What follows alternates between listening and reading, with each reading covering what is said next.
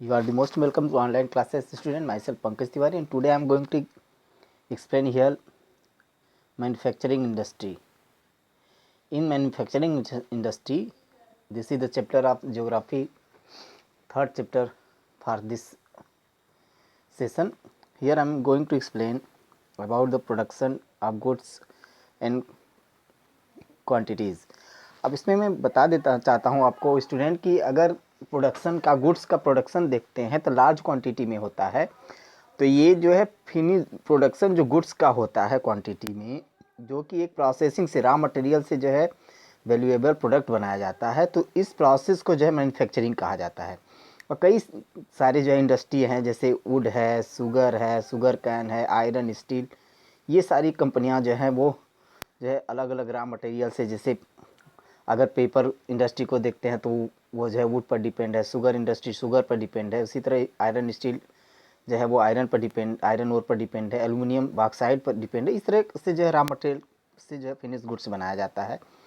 और इसमें जो है ये सेकेंडरी एक्टिविटी है जिसमें मैन्युफैक्चरिंग प्राइमरी मटेरियल का यूज करके फिनिश गुड्स बनाया जाता है. इसमें जो है ज़्यादा मात्रा में जो है वर्कर इसमें इन्वॉल्व होते हैं, तो सबको एक तरीके से क्या है जॉब भी मिल पाता है और जो है इसमें एम्प्लाई में जो है सर्विसेज प्रोवाइड किए जाते हैं. तो इस तरीके से हम कह सकते हैं कि मैन्युफैक्चरिंग लोगों को जॉब भी देने वाला है. ये जो है मैन्युफैक्चरिंग सेक्टर जो है सेकेंडरी सेक्टर के नाम से भी जाना जाता है. तो इकोनॉमिक स्ट्रेंथ में जो है ये मेजर किया जाता है.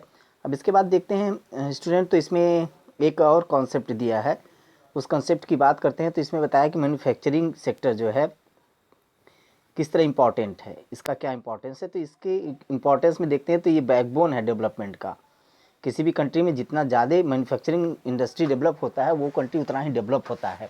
इसी तरह अब देखते हैं तो मैन्युफैक्चरिंग को कहा है कि मैन्युफैक्चरिंग इंडस्ट्री जो है वो न केवल जो है मॉडर्न एग्रीकल्चर को हेल्प करता है, बल्कि जो है कुछ जो फार्मर्स के लिए जो है बैकबोन है, इकोनॉमी का बैकबोन है. क्योंकि ये और भी दूसरे सेक्टर पर जो है हैवी डिपेंडेंसी, जैसे एग्रीकल्चर सेक्टर पर हैवी डिपेंडेंसी को कम करता है. और ये जो है सेकेंडरी और टर्सरी जॉब में भी जो है लोग इससे जो है इन्वॉल्व होते हैं. अब इसमें कहा इंडस्ट्रियल डेवलपमेंट जो है एक तरीके से जो है उसको देखा जाए. इसमें देखते हैं तो अब ये जो इंडस्ट्रियल डेवलपमेंट है इससे क्या होता है, एक तरीके से अनएम्प्लॉयमेंट का एरिडिकेशन होता है और पावर्टी एरिडिकेशन होता है. लोगों को एम्प्लॉयमेंट मिलता है और पावर्टी का एरिडिकेशन होता है. तो एक तरीके से हम कह सकते हैं ये जॉब अपॉर्चुनिटी प्रोवाइड करता है. यहाँ तक कि जो है अगर हम बैकवर्ड एरिया का भी देखें तो वहाँ भी जो है ये किसी न किसी तरीके से लोगों को जॉब प्रोवाइड करता है. इसके अलावा देखें तो ये एक्सपोर्ट, मैन्युफैक्चरिंग का एक्सपोर्ट करता है, मैन्युफैक्चरिंग गुड्स का एक्सपोर्ट करता है, ट्रेड कॉमर्स को जो है और एक्सपेंड करता है, जिससे हमें जो है फॉरेन एक्सचेंजेज मिलते हैं. किसी दूसरे कंट्री का जो डेवलप कंट्री, इस तरीके से हमारा कंट्री जो डेवलप हो सकता है. और कंट्री में कहा है कि जो रॉ मटेरियल हैं उनको जो है यूज करके, रॉ मटेरियल से जो है यूज करके अगर हम किसी तरीके से फिनिश्ड गुड्स बनाते हैं तो क्या है उसका वैल्यू जो होता है रॉ मटेरियल की तुलना में बढ़ता जाता है. वैल्यू जब बढ़ता जाता है तो प्रॉस्पेरिटी जो है बढ़ती जाएगी, इंडिया प्रॉस्परस होता जाएगा. इस तरीके से इंक्रीज करता जाएगा. मैन्युफैक्चरिंग इंडस्ट्री के डेवलप होने से भारत की या किसी देश की इकोनॉमी बढ़ती जाती है. अब इसके बाद एक फैक्टर और देखते हैं स्टूडेंट कि एग्रीकल्चर इंडस्ट्री को जो है एक तरीके से एग्रीकल्चर और इंडस्ट्री एक दूसरे पर इंटरडिपेंडेंट हैं. इस तरीके का क्वेश्चन पूछा जाता है स्टूडेंट. 2020 में इस तरीके का क्वेश्चन पूछ चुका है कि कैसे एग्रीकल्चर और इंडस्ट्री एक दूसरे पर इंटरडिपेंडेंट हैं. तो हम कह सकते हैं कि ये दोनों क्या है, हैंड टू हैंड मूव करने वाले हैं. हैंड टू हैंड मूव करने का मतलब है कि एक दूसरे के पूरक हैं. अब एग्रो बेस्ड इंडस्ट्री जो होता है उसको देखते हैं तो रॉ मटेरियल के लिए क्या है, एग्रीकल्चर पर डिपेंड करता है. तो इस तरीके से वो जो है बूस्टअप करता है एग्रीकल्चर को और प्रोडक्टिविटी जो है बढ़ाता है. उसी तरह देखते हैं तो कुछ और भी चीज़ें जो है रॉ मटेरियल के लिए जो है डिपेंड तो है ही.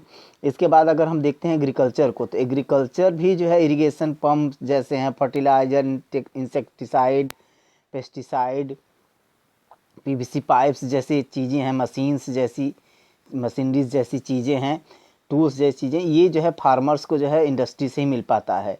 तो इस तरीके से अगर एक तरफ देखें तो अगर इंडस्ट्री को अगर रॉ मटेरियल एग्रीकल्चर से मिल पाता है, तो दूसरी तरफ हम देखते हैं तो एग्रीकल्चर से इंडस्ट्री जो है एग्रीकल्चर को भी चीज़ें प्रोवाइड करती हैं। जैसे उसमें हम देखें तो पीवीसी पाइप दिया है, पेस्टिसाइड दिया है, plastic PVC pipe, pesticide, insecticide, seed, fertiliser, ये सारी जो है फैसिलिटी प्रोवाइड किया जाता है।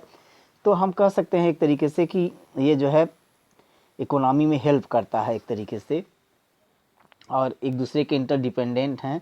इस तरीके से अब हम देखते हैं तो इसमें और भी प्रोडक्ट जो होते हैं प्रोडक्शन से जो है कई इफ़िशिएंट हो जाते हैं, और सेल्फ सफिशिएंट जो है रॉ मटेरियल मिल पाता है मैन्युफैक्चरिंग गुड्स के लिए। अच्छी क्वालिटी से जो है ये हो पाते हैं, जो कि इंटरनल मार्केट में इसकी वैल्यू बढ़ती है और इंटरनेशनल मार्केट में भी ये बेचे जाते हैं। अब यहाँ दिया है contribution of industry in national economy. National economy में इंडस्ट्री का क्या कंट्रीब्यूशन है, तो ये कहा लास्ट 2 डिकेड में ये जो है मैन्युफैक्चरिंग सेक्टर जो है वो रुका हुआ है 17% पर, जबकि अगर देखें तो ये 27% में 10% जो है 27% में 10% जो है वो माइनिंग क्वेरिंग से मिलता है और इलेक्ट्रिसिटी और गैस से मिल पाता है, और 17% जो है वो मैन्युफैक्चरिंग से मिलता है। अब इसको देखें तो ये जो है और एशियन कंट्री से कुछ लोअर है, क्योंकि ये 25 से 35% तक है। लेकिन ये जो है मैन्युफैक्चरिंग जो है वो इस डिकेड पिछले डिकेड की तुलना में जो है इम्प्रूव किया है 7% पर एनम के हिसाब से, और ये डिजायर्ड क्या था कि 12% पर एनम जो है ये इम्प्रूव करेगा, लेकिन 7% हो पाया। 2003 में अगर हम देखते हैं तो मैन्युफैक्चरिंग फिर से ग्रो किया और 9 to 10% बढ़ गया, पर एनम के हिसाब से 9 to 10% बढ़ गया। अब इसके बाद जो है इसमें कुछ और इन्वेंशन होने लगे, कुछ और भी ऐसे हुए कि गवर्नमेंट ने कुछ और भी रिन्यू एफर्ट किए, तो इंडस्ट्री जो है इम्प्रूव करने लगा, और इकोनॉमी जो है वो प्रेडिक्शन जो मैन्युफैक्चर के अकॉर्डिंग होना था उसको मैन्युफैक्चर के अकॉर्डिंग प्रेडिक्शन किया गया, और इससे जो है टारगेट नेक्स्ट डिकेड तक जो है वो अचीव किया गया। और ये जो मैन्युफैक्चरिंग का एक तरीके से टारगेट बना करके जो प्रेडिक्शन किया जाता है वो national manufacturing competitive council NMCC के द्वारा किया जाता है, और उसी के द्वारा ये ऑब्जेक्टिव बनाया जाता है कि पर डिकेड इतना जो है इम्प्रूवमेंट इंडस्ट्री को करना चाहिए, जिससे कि टारगेट पूरा हो सकेगा जो प्रेडिक्शन किया जाता है। स्टूडेंट, तो आज के वीडियो में इतना ही। अगले वीडियो में आपको जो है इंडस्ट्रियल लोकेशन के बारे में बताऊंगा। आज के लिए इतना ही। That's all.